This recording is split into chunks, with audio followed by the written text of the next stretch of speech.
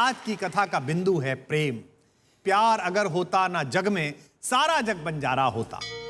आज प्रेम की कथा कहते हुए मैं प्रेमावतार भगवान श्री कृष्ण की बात करूंगा, जिसकी लीलाओं में प्रेम ही सबसे बड़ा प्रतीक है। बचपन में भगवान अपनी बाल लीलाओं के लिए प्रसिद्ध थे। उनका बचपन ठीक वैसा ही था जैसा किसी ठीक बचपन को होना चाहिए। आनंद में डूबा हुआ, एकदम सरल, खूब चंचल। प्रेम का पर्याय लगते ऐसे बचपन को तो सब दुलारते हैं। पूरा ब्रज कृष्ण से मिलने के बहाने ढूंढता था। गोपिकाएं तो मां यशोदा के पास हर दूसरे दिन शिकायतें लेकर ही इसीलिए जाती थी कि इस बहाने जिसकी शिकायत कर रही हैं शायद उसके साथ खेलने का, उसे देखने का मौका मिल जाए।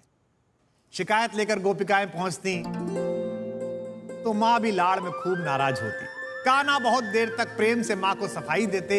मां, मैंने तो माखन खाया ही नहीं था और कब खाऊंगा? सुबह ही सुबह तो तूने मुझे गाय लेकर वन भेज दिया था, वहां पूरा दिन निकल गया, आने में शाम हो गई। ये गोपिकाएं सब झूठ फैलाती हैं। इतनी ऊंचाई पर माखन रखती है मां कि मेरे छोटे छोटे हाथ नहीं पहुंच पाते। ये बताना नहीं चाहते थे कि मैं अपने दोस्तों के कंधों पर चढ़कर मटकी फोड़ देता हूं। मेरे मुख पर माखन लगा जाती हैं, फिर आपसे शिकायत करने आ जाती हैं, और आप इतनी भोली हैं कि इनकी बातों में आ जाती हैं। जब एक छोटा बच्चा इतने प्यार से सफाई दे हमारे घरों में, तो हम सब उसकी छोटी शैतानियां और बदमाशियां समझते हुए भी उसकी वाणी पर सम्मोहित हो जाते हैं। ऐसे ही मां यशोदा मुस्काकर इस बाल गोपाल को गले लगा देती और गोपिकाएं हंसकर अपने घर चली जाती। इसी मनोहार में, इसी प्यार में और प्रकृति के द्वारा भेजे गए इस उपहार यानी कन्हैया के सत्कार में पूरा एक युग बीता है, जिसे द्वापर कहा जाता है। कान्हा से पूरा ब्रज प्रेम करता था क्योंकि कृष्ण को अपने देवत्व पर अहंकार नहीं था। और कथा सुनने वालों ध्यान रखना, प्रेम का अगर कोई सबसे बड़ा शत्रु है तो वह अहंकार है। एक बार परम सत्ता का साक्षात्कार हो जाए तो अंदर का अहंकार मिट जाता है। जब मैं था तब हरि नहीं, अब हरि है मैं ना है, सब अंधियारा मिट गया जब दीपक देखा मां।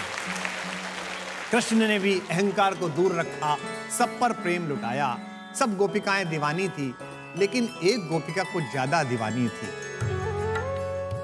जिसे हम सब वृषभानुजा अर्थात राधा के नाम से जानते हैं। जब कृष्ण ब्रज छोड़कर मथुरा चले गए तो गोपिकाएं उनके विरह में पागल हो उठी।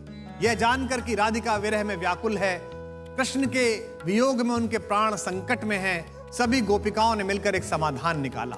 सारी गोपिकाएं मिलकर स्वयं नंद बाबा के घर पर पहुंची और विश्व के सबसे पहले आमरण अनशन की चेतावनी कृष्ण के वियोग में बेचैन गोपियों ने एक युक्ति के माध्यम से प्रस्तुत की और कहा कि राधिका जी हैं तो जी हैं सखी, न तो पी हैं हलाहल नंद के द्वारे। इस स्वाभिमान की नदी के दो पार कर्तव्य और प्रेम, दो चीज खड़ी हुई हैं। एक तरफ कर्तव्य है कृष्ण का, जो उन्हें मथुरा का अधिपति बनाकर एक स्वराज की स्थापना के लिए प्रेरित करता है, और दूसरी तरफ एक पागल पुकार है जो केवल प्रेम और प्रेम जानती है। इसमें मिलना बहुत मुश्किल है। ऐसे समय में कृष्ण के दरबार में, कृष्ण के यहां पर एक बड़े ज्ञानी व्यक्ति थे जिनका नाम था उद्धव, परम योगी। उन्होंने कृष्ण से कहा कि आप तो इतने विराट व्यक्तित्व हैं, इतनी ज्ञान की बातें करते हैं, और आप उन युवतियों के लिए, उस एक कन्या के लिए आप परेशान रहते हो। कृष्ण ने कहा, यार तुम मित्र ज्ञानी तो बहुत ज्यादा हो, मैं तो समझ गया हूं, लेकिन जो दूर महिलाएं रहती हैं उनको तुम समझाओ। मैंने उन्हें वापस आने का वचन दिया था, लेकिन यहां तो इतने आवश्यक काम है, मैं जा नहीं पा रहा हूं। आप तो महान योगी हैं, इतना सारा ज्ञान का सरप्लस लेके बैठे हुए हैं, थोड़ा उस पार भी सप्लाई कर आइए। उद्धव ने उनसे पूछा कि जी बताइए, कब सिखाना है, क्या जाना है? कृष्ण ने कहा, जो कुछ मुझे समझाते हो कि एक व्यक्ति के लिए, एक शरीर के लिए इतना व्यग्र नहीं होना चाहिए, इतनी आसक्ति नहीं होनी चाहिए, ये जाकर प्रेम में पागल गोपिकाओं को समझाइए।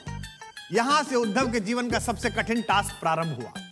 ब्रज पहुंचे तो पूरे गांव में हलचल मच गई। कन्हैया के यहां से चिट्ठी आई है। सारी गोपिकाओं ने उन्हें घेर लिया और अपने पंजों पर उझक उझक के देखने लगी। अब सब जब इकट्ठे हो गए, सब तरफ से लोग आ गए, तो उन्होंने संदेश देना शुरू किया। यहां त्रिकुटी में भगवान को देखो, ये अंदर सांस भरो फिर बाहर निकालो, आत्मा परमात्मा के भेद बताने लगे। गोपिकाएं परेशान हो गई, वो प्रेम के लिए आई थी, ज्ञान के लिए नहीं आई थी। गोपिकाओं ने कहा कि तुम्हारे बारे में बड़ा सुना था, तुम तो बड़े ज्ञानी हो, योग सिखाने आए हो, वियोग की बातें कर रहे हो। उद्धव सोच रहे थे निरुत्तर होकर कि क्या उत्तर दूं। तभी दूसरी गोपिका ने मजाक उड़ाते हुए कहा कि तुम भी गजब आदमी हो भाई, ऐसे आदमी के साथ रहते हो जो पूरी दुनिया को प्रेम सिखाता है, अनुराग सिखाता है, उसके साथ रहकर भी तुमने ये सीखा कि राग से बाहर निकलो तो तुम्हारा कुछ नहीं हो सकता। सिखाने गए थे उद्धव गोपिकाओं को ज्ञान, लेकिन लौटे सीखकर प्रेम और अहंकार का निस्तारण। ये कथा प्रेम की नहीं थी, ये कथा राधा और कृष्ण की नहीं थी, ये कथा प्रेम और भावना के आगे तर्क के समाप्त होने की कथा थी। ये कथा हमें अहंकार रहित होना सिखाती है, ये कथा हमें प्रेम करना सिखाती है।